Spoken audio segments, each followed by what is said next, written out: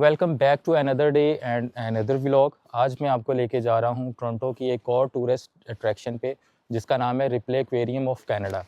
ये जगह बच्चों से लेके बड़ों तक सबको बहुत ज़्यादा पसंद आने वाली है, तो इस व्लॉग को पूरा देखिएगा। आप इस व्लॉग में एक्सपीरियंस करेंगे समंदर की लाइफ को, फिशेस को, शार्क को। जिस तरह हम बाहर की दुनिया देखते हैं, बिल्कुल वैसे ही एक समंदर के अंदर भी एक दुनिया है। तो इस व्लॉग में हम उस दुनिया को एक्सपीरियंस करेंगे। तो अपनी जर्नी को हम लोग स्टार्ट करने लगे हैं ब्रैम्पटन से, और अब निकलते हैं। तो अब आपसे बात होती है एक्वेरियम के पास जाके। Replace aquarium of Canada CN tower के बिल्कुल साथ मौजूद है, और ये दोनों CN टावर और रिप्ले एक्वेरियम डाउनटाउन में है। और इन दोनों टूरिस्ट अट्रैक्शंस को साथ इसलिए बनाया गया है ताकि टोरंटो डाउनटाउन में मैक्सिमम टूरिस्ट अट्रैक्शंस को एक साथ इकट्ठा किया जा सके, ताकि लोग एक ही जगह पे आएँ और उन्हें डिफरेंट जगहें, डिफरेंट चीज़ें देखने को मिलें। रेप्ले एक्वेरियम को बनाने का आइडिया आया एक बहुत ही यूनिक सोच से। रॉबर्ट रेप्ले एक ऐसा शख्स था, और इस एक्वेरियम का नाम भी उसी के नाम से रखा गया। वो एक ऐसा शख्स था जिसको दुनिया के अजीबोगरीब फैक्ट्स को और अजीबोगरीब चीज़ों को कलेक्ट करना पसंद था। वो सोचता था कि दुनिया जो हम देखते हैं बिल्कुल वैसी नहीं है, दुनिया उससे ज़्यादा मिस्टीरियस, उससे ज़्यादा अजीब है। तो उसकी इस सोच को आगे बढ़ाते हुए 2013 में ये वाला एक्वेरियम टोरंटो में बना, ताकि लोग सिर्फ फिशेस को ना देखें बल्कि समंदर की असल कहानी के बारे में भी जानें, समंदर की असल लाइफ को भी एक्सपीरियंस करें। तो चलते हैं एक्वेरियम के अंदर और आपको दिखाते हैं कि अंदर क्या कुछ है। यहाँ से हमने टिकट्स परचेज़ कर ली हैं और अब हम जा रहे हैं बिल्कुल अंदर एक्वेरियम के। ऐसे तो एक्वेरियम में एंटर हो चुके हैं, ये एंट्रेंस थी। अब उस एरिया की तरफ जा रहे हैं जहाँ पे टैंक्स हैं, फिशेस हैं, वो सारा एरिया है। तो ये एंट्रेंस है। अडल्ट्स हैं उनके लिए $50 की टिकट है और बच्चों के लिए $33 की। तो ये देखें, ये टिकट ले लिया और ये टिकट अब चेक करवा रहे हैं। एक्वेरियम में एंटर होते ही ऐसा फील हो रहा है कि जैसे हम लोग किसी और दुनिया में आ गए हैं। ये देखें, ये कितना खूबसूरत टैंक बनाया हुआ है इन्होंने। इस टैंक में अभी तो शायद ना हो, लेकिन मॉर्निंग टाइम पे डॉल्फिन फिश का ना शो होता है, वो डांस करते हुए वो सारा सिस्टम दिखाते हैं। ऐसा लग रहा है कि जैसे ये समंदर है और ये स्काई भी इन्होंने सारा आर्टिफिशियल बनाया हुआ है इसमें। एक्वेरियम का जो सबसे पहला जोन है, वहाँ पे सिर्फ वो वाली फिशेस हैं जो कनाडा की लेक और ओशन में मिलती हैं। कनाडा में लेक्स और ओशन में पानी बहुत ज़्यादा ठंडा होता है, समर में भी और विंटर में तो वो फ्रीज़ हो जाती हैं पूरी तरह से। तो ये जितनी भी फिशेस हैं इस जोन में, वो सारी कोल्ड वाटर फिशेस हैं। ये जो आप अंधेरा देख रहे हैं एक्वेरियम में, ये इस वजह से है क्योंकि यहाँ पर लाइट को मैनेज किया गया है फिशेस की नीड के अकॉर्डिंगली, और बिल्कुल इनको वैसा इन्वायरमेंट यहाँ पे प्रोवाइड किया गया है जो कि उनको नेचुरली तौर पर ओशन के अंदर मिलता है।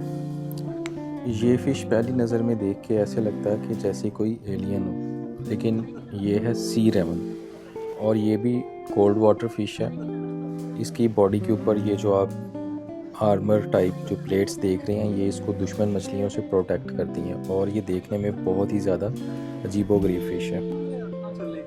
इस फ़िश को देख के ऐसे लग रहा है कि जैसे कोई पत्थर का टुकड़ा पानी में फ्लोट कर रहा है, लेकिन असल में इस फ़िश का नाम है ब्राउन रॉक फिश। इसका ब्राउन और डार्क कलर इसे पत्थरों के पीछे छुपा देता है, जिसकी वजह से ये बड़ी और ख़तरनाक मछलियों से बच जाती है और शिकार भी आसानी से कर लेती है पत्थरों के पीछे छुप के। ब्राउन रॉक फिश ज़्यादातर एक ही जगह रहती है और पेशेंस के साथ वेट करती है जब तक खाना खुद इसके पास चल के ना आ जाए। जब कोई फ़िश इसके पास आती है तो ये फिर छुप कर हंट करती है। फ्लैशी सी पेन, ये देखने में तो एक आपको प्लांट लग रहा होगा, लेकिन ये कोई प्लांट नहीं है, ये एक ज़िंदा मैरीन क्रीचर है। ये ज़्यादातर समंदर के गहरे और सॉफ्ट सैंड वाले फ्लोर में सीधा खड़ा रहता है। इस फ़िश के बारे में तो आप सबको पता ही होगा कि ये है स्टार फिश। स्टार फिश की एक इंटरेस्टिंग बात बताता हूँ आपको कि जब इसका कोई एक आर्म कट हो जाता है तो ये उसको नेचुरली तौर पे खुद ब खुद ग्रो कर सकती है।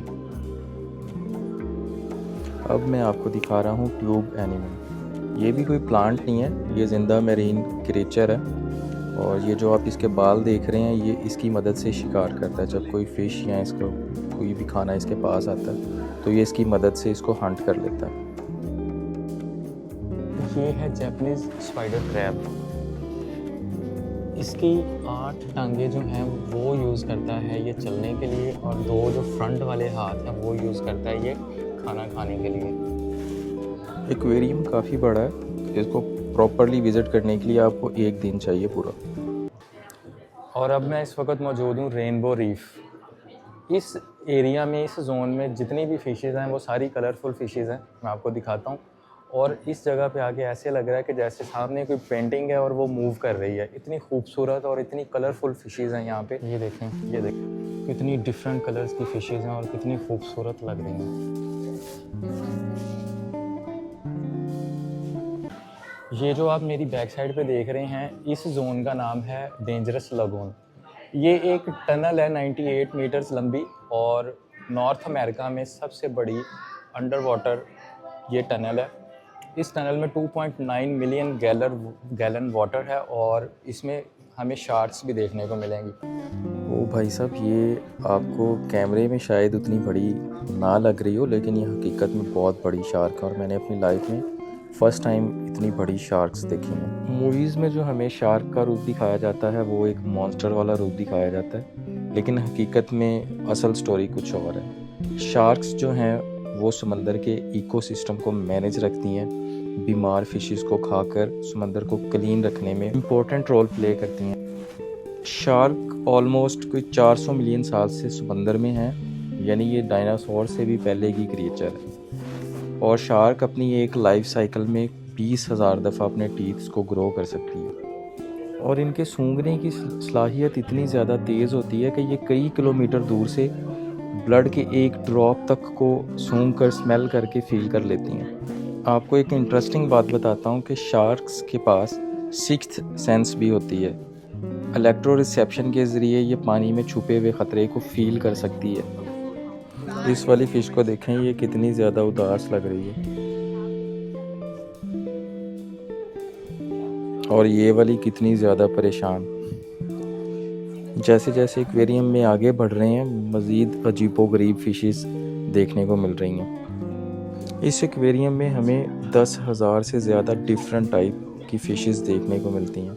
तो आप खुद आइडिया लगाएं कि ये एक्वेरियम कितना बड़ा बनाया हुआ है इन्होंने और यहाँ पे कितनी डिफरेंट टाइप्स की फ़िशेस हैं। ये वाला एरिया बच्चों के लिए है और यहाँ पर टनल्स बनाई हुई हैं जो टैंक के बीच में से गुज़रती हैं। बच्चे क्रॉलिंग करते हुए टैंक के बीच में से गुज़रते हैं और समंदर की जो लाइफ है उसको बहुत करीब से एक्सपीरियंस करते हैं। इस वाले एरिया में बच्चों के लिए प्ले लैंड है जहाँ पे उनको डिफरेंट टाइप ऑफ एक्टिविटीज़ देखने को मिलती हैं और साथ ही यहाँ पर एक कैफ़े है जहाँ पे आप कॉफ़ी ले सकते हैं या कुछ भी खा पी सकते हैं। अगर आप थक गए हैं तो ये एक रेस्ट एरिया है, यहाँ पे बैठ के आप रेस्ट भी कर सकते हैं। ये मुझे किसी मॉन्स्टर फ़िश का स्केलेटन लगता है। अगर आप में से किसी को पता है कि ये किस फ़िश का स्केलेटन है तो ज़रूर कमेंट में बताइए। रेस्ट एरिया से जैसे ही हम आगे बढ़ेंगे तो जो सबसे पहले ये जो सामने आप टैंक देख रहे हैं, ये क्लाउन फ़िश का टैंक है और क्लाउन फ़िश बहुत इंटरेस्टिंग फ़िश है क्योंकि ये अपना जेंडर चेंज कर सकती है। मींस जो फीमेल है वो मेल बन सकती है और जो मेल है वो फीमेल बन सकता है। मेरे सामने एक और इंटरेस्टिंग फ़िश है जिसका नाम है इलेक्ट्रिक फ़िश। ये फ़िश अपनी बॉडी से बिजली को प्रोड्यूस कर सकती है और उस बिजली को ये शिकार करने के लिए यूज़ करती है। Dragon zone replace aquarium of Canada का सबसे मेस्मराइजिंग एरिया है।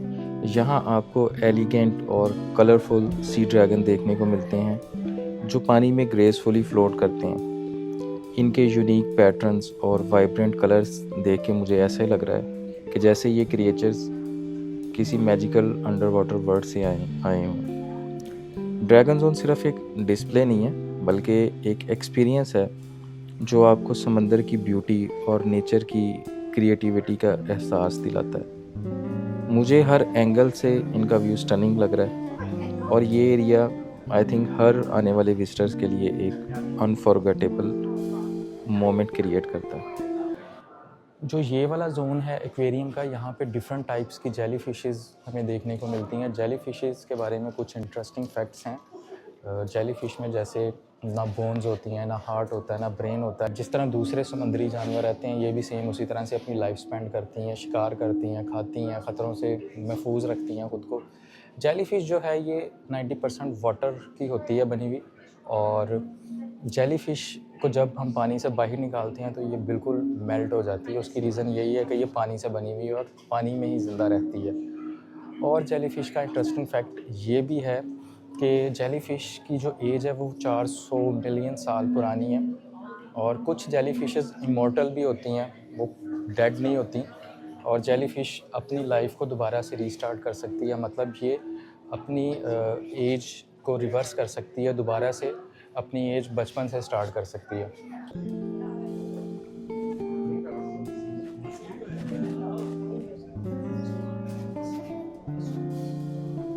अच्छा, ये जेलीफ़िश का लाइफ सर्कल बताया गया है। ये गैमेट्स, यहाँ से इसकी लाइफ स्टार्ट होती है और ये उसके डिफरेंट लाइफ के स्टेजेस हैं। और ये फिर मेडोसा, इसका जो मतलब मैच्योर एक स्टेज है, उसको मेडोसा कहा जाता है। अब मैं आपको दिखाने वाला हूँ इस एक्वेरियम का वो वाला पार्ट जहाँ से इस पूरे एक्वेरियम को मॉनिटर किया जाता है, पानी के टेम्परेचर को मैनेज किया जाता है, सॉल्ट लेवल को मैनेज किया जाता है और हर तरह की फ़िशेस को देखा जाता है, मॉनिटर किया जाता है, उनमें कोई इंजरी तो नहीं होगी, इनमें बीमारी तो नहीं होगी। वो मास्टर कंट्रोल सेंटर है जहाँ से ये पूरे एक्वेरियम के ऊपर नज़र रखते हैं। और ये प्लांट्स लगे हुए हैं जहाँ से वो पानी के टेम्परेचर को मैनेज करते हैं, क्योंकि फ़िश को ज़िंदा रखने के लिए टेम्परेचर को मैनेज करना बहुत ज़्यादा ज़रूरी है। तो ये देखें कितने बड़े टैंक्स लगे हुए हैं जहाँ से पानी के टेम्परेचर को मैनेज किया जाता है, पीएच लेवल को मैनेज किया जाता है, सॉल्ट लेवल को मैनेज किया जाता है। मेरी बैक साइड पे है गिफ्ट सेंटर जहाँ से हमें एक्वेटिक सोवेनियर्स मिल जाएंगे, समंदर से रिलेटेड कुछ डेकोरेशन पीसीज और टी शर्ट्स, इस तरह की कुछ चीज़ें। तो अंदर जाके देखते हैं हमें क्या कुछ मिलता है जो हम ख़रीद सकते हैं और प्राइसेस क्या हैं। तो चलें अंदर चलते हैं और मैं आपको दिखाता हूँ अंदर जाकर। आप जब भी इस एक्वेरियम में आएँ तो बच्चों को इस गिफ्ट शॉप से दूर रखिएगा, क्योंकि वो यकीनन आपकी जेब खाली करवा के यहाँ से निकलेंगे। क्योंकि यहाँ पे बच्चों के लिए बहुत कुछ है, बहुत सारे टॉयज़ हैं और बहुत सारे सोवेनियर्स हैं, टी शर्ट्स हैं, कैप्स हैं। आप एक्वेरियम आएँ और एक मेमोरी के तौर पे आप यहाँ से कुछ भी परचेज़ कर सकते हैं। एक्वेरियम का जो ये वाला हिस्सा है इसको रेबे जोन कहा जाता है और इस वाले टैंक के अंदर रेबे फ़िश रहती है। रेबे फ़िश समंदर के बिल्कुल आखिरी लेयर पे रहना पसंद करती है और इस टैंक को भी सेम उसी तरह से डिज़ाइन किया गया है जैसे कि समंदर की लास्ट वाली लेयर होती है। रेबे फ़िश शार्क की कज़न फ़िश है और ये समंदर के नीचे वाले हिस्से में रहना पसंद करती है और अपने विंग्स के साथ मूव करती है। तो चले मैं आपको दिखाता हूँ, मुझे कोई रेबे फ़िश नज़र आती है टैंक के अंदर। तो काफ़ी देर वेट करने के बाद फाइनली रेबे फ़िश नज़र आ गई। तो ये है जी रेबे फ़िश। अब 9 बज गए हैं और एक्वेरियम क्लोज़ होने वाला है। तो जब हम एंटर हो रहे थे वहाँ पे हमारी एक ग्रुप फ़ोटो बनाई गई थी। अब हम वो ग्रुप फ़ोटो यहाँ से प्रिंट आउट ले रहे हैं और इसकी जो कॉस्ट है प्रिंट लेने की वो है $26। तो आप $26 पे करके अपनी फ़ोटो यहाँ से प्रिंट आउट ले सकते हैं। तो चलें आज की इस वीडियो को यहाँ पर ही ख़त्म करते हैं। आई एम श्योर आपने काफ़ी कुछ देखा है आज और आपने काफ़ी इन्जॉय किया होगा पूरी वीडियो को देख के। तो अब नेक्स्ट मिलेंगे आपसे टोरंटो की किसी और टूरिस्ट अट्रैक्शन पे, किसी और नई जगह पे। तब तक के लिए अपना बहुत ख्याल रखिएगा। टेक केयर, अल्लाह हाफिज़, बाय बाय।